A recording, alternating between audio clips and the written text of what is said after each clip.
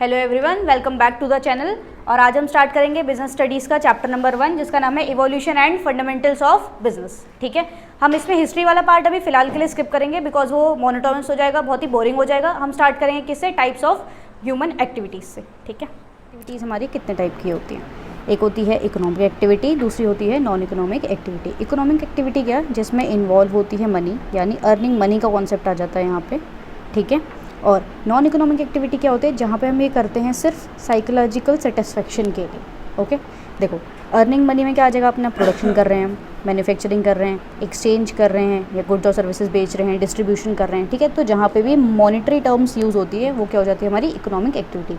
और non economic activity क्या? जो हम सिर्फ अपने सेटिस्फेक्शन के लिए कर रहे हैं, चैरिटी कर रहे हैं, सोशल सर्विस कर रहे हैं। सोशल जो हम चैरिटी कर रहे हैं उसमें भी पैसे तो इन्वॉल्व है, बट उस इन रिटर्न हमें उससे कुछ नहीं मिलता है। ठीक है, अच्छा, अब इकोनॉमिक एक्टिविटीज़ फर्दर डिवाइडेड है कितने पार्ट में? 3 टाइप में। सबसे पहला क्या? बिजनेस, प्रोफेशन और एम्प्लॉयमेंट। ठीक है, देखो बिज़नेस क्या होता है? बेसिकली बिज़नेस एक एक्टिविटी है जिसमें प्रोडक्शन आता है, परचेज, सेल करते हैं हम गुड्स को या डिस्ट्रीब्यूशन करते हैं गुड्स और सर्विसेज का। और इसका मेन मोटिव क्या होता है? Profit earning. ठीक है, इसमें हम डाल सकते हैं क्या? रिटेलर डाल सकते हैं, होलसेलर डाल सकते हैं। ठीक है, बिज़नेस हमें पता ही है बिजनेसमैन कौन होते हैं। नेक्स्ट है प्रोफेशन। प्रोफेशन क्या होता है? जिसमें हमें एक स्पेशल स्किल रिक्वायर्ड होती है, स्पेशल नॉलेज रिक्वायर्ड होती है। ठीक है, और इनका जो मेन मोटिव होता है वो पैसे भी कमाना होता है और इसमें अपना एक क्या बोलते हैं सर्विस मोटिव भी इंक्लूड होता है। ठीक है, और इसकी एंट्री कैसी होती है? रिस्ट्रिक्टेड होती है। रिस्ट्रिक्टेड कैसे? अब CA है, CS है। ठीक है, ये हर कोई नहीं कर सकता।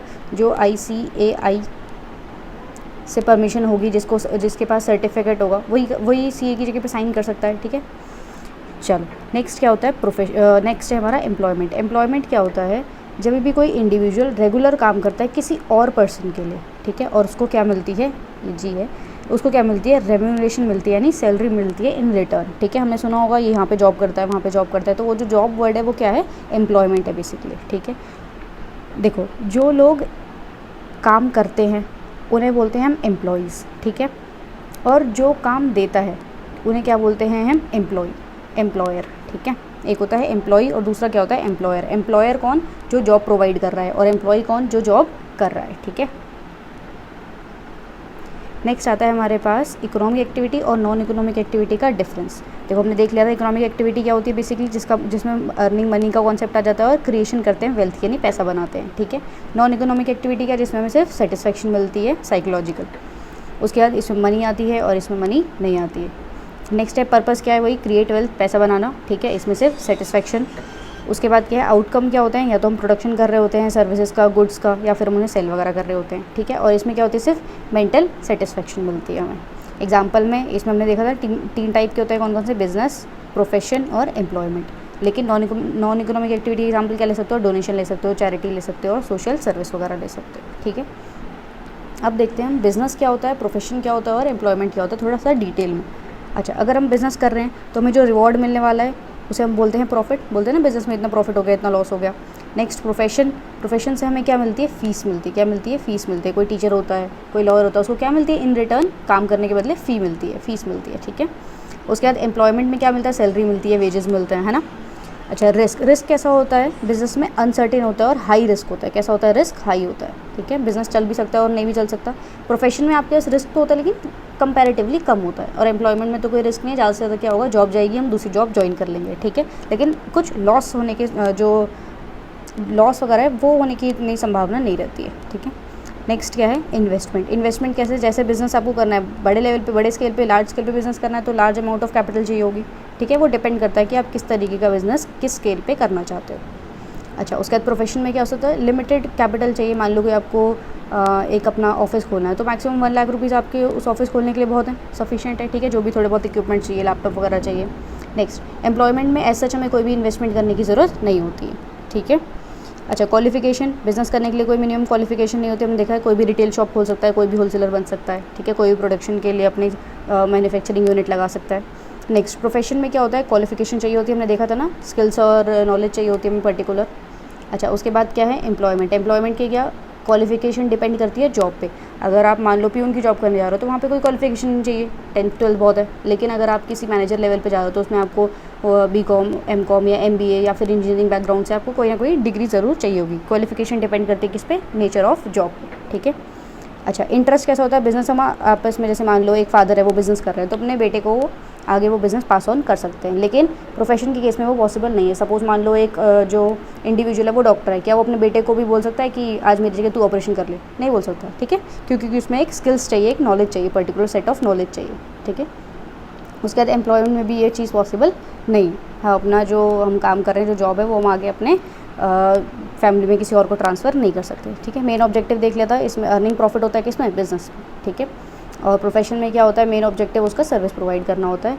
नेक्स्ट इसमें क्या होता है, एम्प्लॉयमेंट में मेन ऑब्जेक्टिव क्या है, पहली बात तो पैसे कमाने हैं, दूसरी बात क्या, सैलरी लेनी है अपने एम्प्लॉयर से, ठीक है। अच्छा, उसके बाद क्या है, काम कैसा होता है, या तो हम बिज़नेस में प्रोडक्शन कर सकते हैं, सेल कर सकते हैं चीज़ों को, ठीक है।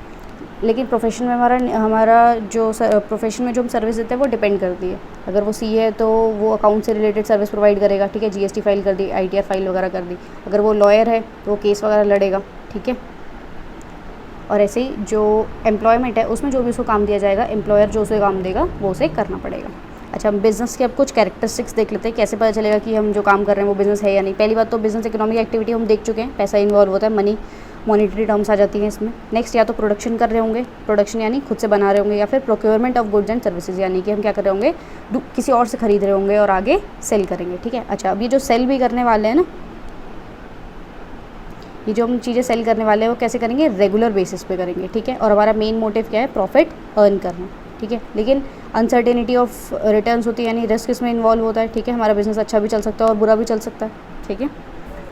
अच्छा, अब बिज़नेस के कुछ ना ऑब्जेक्टिव्स होते हैं। सबसे पहला ऑब्जेक्टिव है इकोनॉमिक ऑब्जेक्टिव, उसके बाद आता है हमारा सोशल ऑब्जेक्टिव, फिर आता है ह्यूमन ऑब्जेक्टिव। इकोनॉमिक ऑब्जेक्टिव कैसे, देखो, पहला है सर्वाइवल। सर्वाइवल कैसे, कंपनी को ना एबल होना चाहिए अपने कॉस्ट को कवर करने के लिए। यहाँ पे यह क्या हो जाना चाहिए, कॉस्ट इक्वल्स टू हमारा जो रेवेन्यू आने वाला है, ठीक है। यानी हम जो सेल्स कर रहे हैं वो हमारे एटलीस्ट कॉस्ट के इक्वल होनी चाहिए, चाहे प्रॉफिट हो या ना हो, लेकिन एटलीस्ट कॉस्ट जो है वो रिकवर हो जानी चाहिए। इसको हम क्या बोलते हैं, सर्वाइवल। नेक्स्ट आता है क्या, प्रॉफिट, यानी कि जब हमारी ये चीज़ हो जाती है ना फुलफिल, तो हम क्या सोचते हैं, यार अब जो हमारा रेवेन्यू है ना वो ज़्यादा होना चाहिए, किससे, कॉस्ट से, ठीक है। मतलब इसमें क्या आ जाना चाहिए, थोड़ा बहुत प्रॉफिट आ जाना चाहिए हमें। अच्छा, जब प्रॉफिट आ जाता है थोड़े से और लालची हो जाते हैं, क्या हो जाते हैं, हम बोलते हैं कि हमारे बिज़नेस की अब ग्रोथ हो जानी चाहिए। ग्रोथ कैसे, पहले एक फैक्ट्री थी, अब दूसरी फैक्ट्री खोल लेते हैं, फिर तीसरी फैक्ट्री खोल लेते हैं, ठीक है। तो सबसे पहले ऑब्जेक्टिव में क्या देखा हमने, इकोनॉमिक ऑब्जेक्टिव यानी पैसों से रिलेटेड, ठीक है। इतना ध्यान रखना, सबसे पहले अपनी कंपनी का भला करने वाले हम कैसे करेंगे, पहले सर्वाइवल करेंगे यानी अपनी कॉस्ट को कवर करेंगे, उसके बाद प्रॉफिट के बारे में सोचेंगे, ठीक है। अब हमारी यहाँ पे रेवेन्यू ज़्यादा हो जाएगा, किससे, कॉस्ट से। उसके बाद क्या करेंगे, ग्रोथ पे फोकस करेंगे, यानी 1 से 2, 2 से 3 अपने बिजनेस को एक्सपैंड करते रहेंगे, ग्रो करते रहेंगे, ठीक है। अच्छा, अपनी कंपनी के बारे में सोच लिया, अब थोड़ा किसके बारे में सोचेंगे, लोगों के बारे में सोचेंगे, यानी सोशल ऑब्जेक्टिव को फुलफिल करेंगे। जैसे अवॉइडेंस ऑफ पॉल्यूशन नहीं करेंगे, इको फ्रेंडली मेथड जो है वो यूज़ करेंगे प्रोडक्शन के लिए भी, ठीक है। इको फ्रेंडली प्रोडक्ट बनाया करेंगे, अनफेयर ट्रेड प्रैक्टिसेस नहीं करेंगे, यानी कि होता है ना ब्लैक मार्केटिंग वगैरह, तो वो सब हम लोग अवॉइड करेंगे, ठीक है। सप्लाई करेंगे डिज़ायर्ड क्वालिटी ऑफ प्रोडक्ट, यानी कि अच्छी क्वालिटी के प्रोडक्ट्स अपने मार्केट में लेकर आएंगे, ठीक है। और जो कंज्यूमर को चाहिए उस तरीके के गुड्स हम बनाएंगे जिससे कि हमारा कस्टमर जो है वो क्या हो, सेटिस्फाई रहे। और उनके कैसे प्राइसेस में देंगे, उनको रीज़नेबल प्राइसेस में देंगे, ठीक है। ऐसा नहीं कि कुछ भी हाई प्राइसेस चार्ज कर रहे हैं, ठीक है। और एक बहुत इंपॉर्टेंट कॉन्सेप्ट जो आता है वो सोशल ऑब्जेक्टिव में आता है एम्प्लॉयमेंट जनरेशन, यानी हम कोशिश करेंगे कि हमारे थ्रू ज़्यादा से ज़्यादा लोगों को क्या मिल सके, एम्प्लॉयमेंट मिल सके, ठीक है।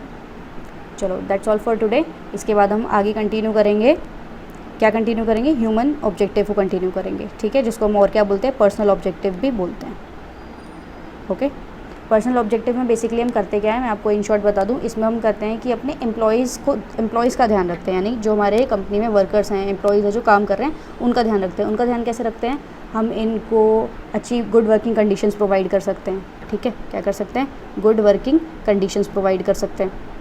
और क्या कर सकते हैं, इनको फेयर रेम्यूनरेशन दे सकते हैं, यानी जो सैलरी होती है इनकी वो कैसी देंगे, फेयर वेजेस देंगे। ऐसा नहीं कि काम ज़्यादा करा रहे हो और सैलरी कम दे रहे, ठीक है। और क्या कर सकते हैं, हम इनको रिकॉग्नाइजेशन दे सकते हैं। मान लो कि किसी एम्प्लॉय ने अच्छा काम किया तो उसे हम क्या बोल देंगे, एम्प्लॉय ऑफ द मंथ बोल देंगे, एम्प्लॉय ऑफ द ईयर बोल देंगे, ठीक है। तो इस तरीके से हम क्या, कौन सा ऑब्जेक्टिव अचीव कर रहे हैं, पर्सनल ऑब्जेक्टिव। पर्सनल किसका, यहाँ पर्सनल से टर्म क्या यूज़, पर्सनल टर्म जो है वो किसके लिए यूज़ हो रहा है, वो एम्प्लॉय के लिए यूज़ हो रहा है, ठीक है, ध्यान रखेंगे। चलो।